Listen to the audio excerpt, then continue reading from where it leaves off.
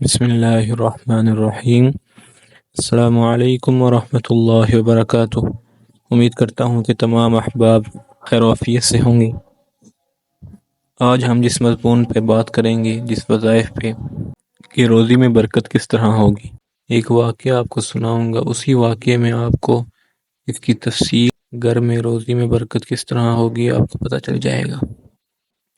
ملاحظہ فرمائیں، حضرت فضل علی قریشی رحمۃ اللہ علیہ کی زمین تھی۔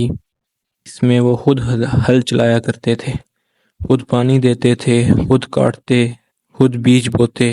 پھر وہ گندم گھر آتی تھی، پھر رات کو عشاء کے بعد میاں بیوی اسے پیسا کرتے تھے اور آٹے سے بنی ہوئی روٹی خانقاہ میں مریدوں کو کھلائی جاتی تھی۔ آپ اندازہ کیجئے کہ حضرت رحمۃ اللہ علیہ یہ سب کچھ خود کرتے تھے۔ حضرت کی عادت تھی کہ ہمیشہ باوضو رہتے تھے، گھر والوں کی بھی یہی عادت تھی۔ ایک دن حضرت نے کھانا پکوایا، خانقاہ میں لے گئے۔ اللہ اللہ سکھانے والے سالکین آئے ہوئے تھے۔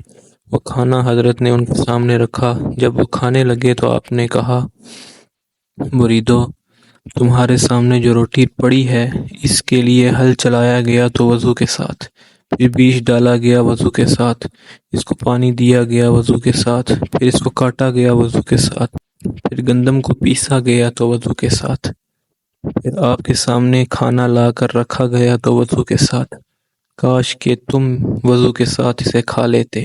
حدیث شریف میں آیا ہے کہ ہمیشہ باوضو رہیں، کیونکہ باوضو رہنے سے روزی میں برکت ہوتی ہے۔ اللہ جل شانہ ہمیں ہمیشہ باوضو رہنے کی توفیق عطا فرمائے۔ باوضو رہنے سے کافی مشکلات ہماری حل ہو جائیں گی، کوئی عصیب وغیرہ ہم پر اثر نہیں کرے گا، روزی میں برکت ہوگی۔ اس لیے آپ سے گزارش ہے کہ ہمیشہ باوضو رہیں۔ السلام علیکم ورحمۃ اللہ وبرکاتہ۔